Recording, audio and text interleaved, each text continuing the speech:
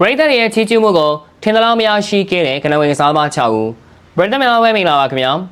CCIM ခွန်ရှိကုန်အေဂျင့်မာကနေပြန်လည်ကြိုးလိုက်ပါရင်ဘောလုံးဝဲမှာကိုပြတ်နိုင်ရင်တိုင်းစစ်ကစားသမားတွေကလင်းရှိရခဲ့ရင်ကိုသမားအစရှိတဲ့သူတွေပဲချီးကျူးခံရပါတယ်ဘောလုံးပွဲတွေမှာအကောင်းဆုံးခြေစွမ်းပြနိုင်ခဲ့ပေမဲ့ထင်သလောက်ချီးကျူးမခံခဲ့ရတဲ့ကစားသမားတွေရှိနေပါတယ်ဒါကြောင့်ဒီနေ့မှာထင်သလောက်ချီးကျူးမခံရတဲ့ကနဝင်စားမ6ဦးကြောင့်ကိုတင်ဆက်ပေးခြင်းပါတယ်ဘယ်လိုတွေဖြစ်မလဲဆိုတာကိုကြည့်လိုက်အောင်ပါနံပါတ်1မန်ကီလီလီအင်ဂျင်လုံးကိုဆုံးရှုံးသွားတဲ့အခါမှာကျန်တဲ့အစိပ်အပိုင်းတွေကိုရွှေ့ချတော့ဘာလို့ရမှာလဲလို့ပြင်သစ်ကနဝင်စီတန်းကပြောဆိုခဲ့မှုပါတယ်ဒီစကားတွေကမန်ကီလီလီတယောက်ရီယယ်မက်ဒရစ်ကနေပြောင်းရွှေ့သွားတော့ကစီတန်းကပြောဆိုခဲ့တာဖြစ်ပါတယ်ရီယယ်မက်ဒရစ်မှာမန်ကီလီလီဟာဖုံဆုံးဆက်လုံးလို့ပါပဲရီယယ်တိုက်စစ်ကစားမတွေ AACC ကစားနိုင်အောင်မန်ကီလီလီကကန်ဆယ်ပိုင်းကိုရှင်းထုတ်ပေးနေတာဖြစ်ပါတယ်ဒါပေမဲ့မန်ကီလီလီဟာဘယ်တော့မှအချီးကျူးခြင်းမခံခဲ့ရပါဘူးရီယယ်မက်ဒရစ်မှာဆိုရင်ဒေးဗစ်ဘက်ကန်ဖီကိုရိုနယ်ဒိုတို့အကြောင်းလူပြောများပေမဲ့မန်ကီလီလီအကြောင်းကတော့တခါမှပြောဆိုခဲ့ခြင်းမရှိပါဘူး2003ခုနှစ်မှာရီယယ်မက်ဒရစ်ဟာအသင်းတော်အများကြီးပေးဆက်ခဲ့တဲ့မန်ကီလီလီအပေါ်လေးစားမှုကင်းမဲ့တဲ့အပြုမှုပြုလုပ်ခဲ့ပါတယ်အဲ့ဒါကတော့မန်ကီလီလီရဲ့ဆန္ဒကိုမေးမြန်းခြင်းမရှိဘဲနဲ့ပရီးမီးယားလိဂ်ကလပ်ချဲစီထံရောင်းချခဲ့တာပဲဖြစ်ပါတယ်နံပါတ်2ဒီကိုတချိန်ကဘာစီလိုနာလို့ပြောလိုက်ရင်ရိုနယ်ဒီယိုကိုပြေးမြင်ကြပါတယ်ဒါပေမဲ့ဘာစီလိုနာရဲ့အမေရိကန်ကစားသမားဒီကိုရှိနေသေးတယ်ဆိုတာကိုဘယ်သူမှသတိမထားမိကြပါဘူးဒီကိုကဘာစီလိုနာကွင်းလယ်မှာအကောင်းဆုံးခြေစွမ်းပြသနိုင်ခဲ့တာကြောင့်ရိုနယ်ဒီယိုဟာတိုက်စစ်မှာလွတ်လပ်လပ်ကစားနိုင်ခဲ့တာဖြစ်ပါတယ်နိုင်ငံလက်ရေးစင်အသင်းကိုကြည့်လိုက်မယ်ဆိုရင်လည်းယူအီကော့စတာလောက်အသိမှတ်ပြုခြင်းမခံခဲ့ရပါဘူးဒါကြောင့်ဒီကိုကလည်းမက်ကီလီလီလိုပဲအကောင်းဆုံးခြေစွမ်းပြသနိုင်ခဲ့ပေမဲ့လေးစားခြင်းမခံရတဲ့ကစားသမားတစ်ယောက်ဖြစ်ပါတယ်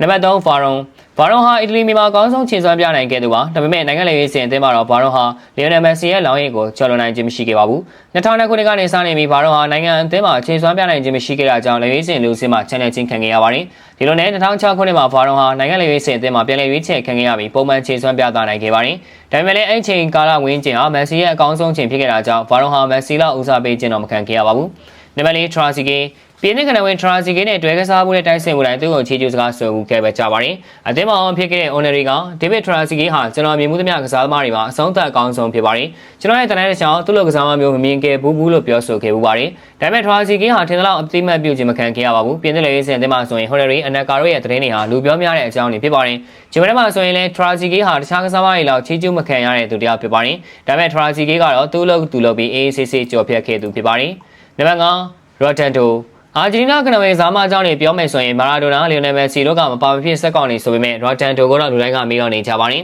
ရော့တန်တိုဟာကလပ်အသင်းနဲ့တူချန်ပီယံလိဂ်3ချိန်နိုင်ငံလက်ရေးစင်တဲ့နဲ့တူ1993ကိုပါအမေရိကဖလားတွေစုခုရရှိခဲ့သူဖြစ်ပါတယ်ဒါပေမဲ့ရော့တန်တိုဟာဘယ်တော့မှချီးကျူးမခံရတဲ့ကစားမတစ်ယောက်ဖြစ်ပါတယ်ကလပ်အသင်းဖြစ်တဲ့ရီယယ်မက်ဒရစ်မှာဆိုရင်လည်းရော့တန်တိုဟာကွင်းလယ်ခန်းစင်းနေရာမှာအသင်းအတွက်အကောင်းဆုံး3တော်ခံခဲ့ပေမဲ့အထင်လောက်ချီးကျူးမခံခဲ့ရတဲ့ကစားမတစ်ယောက်ဖြစ်ပါတယ်နံပါတ်6အင်နီစာအဆောင်ရပြောခဲ့တဲ့ကစားသမားတွေတန်းအင်နီစာကတော့လူတီများတဲ့ကစားသမားတစ်ယောက်ဖြစ်ပါတယ်အင်နီစာဟာဘာစီလိုနာအသင်းမှာရိုနယ်တင်ဟောပူရိုဇာဘီမန်စီနေမှာအစားရှိတဲ့ကစားသမားတွေနဲ့အတူတူတွဲကစားခဲ့မှုသူဖြစ်ပါတယ်အင်နီစာဟာအကောင်းဆုံးခွင့်လယ်ကစားသမားတစ်ယောက်ဖြစ်ပေမဲ့ဖီဖာဘောလုံးတစ်ယောက်စုကိုဘယ်တော့မှမရရှိခဲ့ပါဘူးဒါပေမဲ့အင်နီစာဟာပရိသတ်တွေနဲ့နာမည်ကျော်ကစားသမားတွေရဲ့လေးစားချီးကျူးခြင်းကိုတော့ရရှိထားသူဖြစ်ပါတယ်ဟုတ်ကဲ့ပါဗျာဗီဒီယိုလေးကလောက်ပါပဲနောက်နေ့မှာလည်းအားကစားနဲ့ပတ်သက်တဲ့သတင်းကြားတွေကိုတင်ဆက်ပေးသွားမှာဖြစ်တာကြောင့်ကျွန်တော်တို့ရဲ့ page တွေကို like and follow လုပ်ပြီးဒီဗီဒီယိုလေးကိုလည်း share ပေးကြပါအောင်လို့ပြောရင်းနဲ့ညီကောင်းချုပ်လိုက်ရပါတယ်ခင်ဗျာ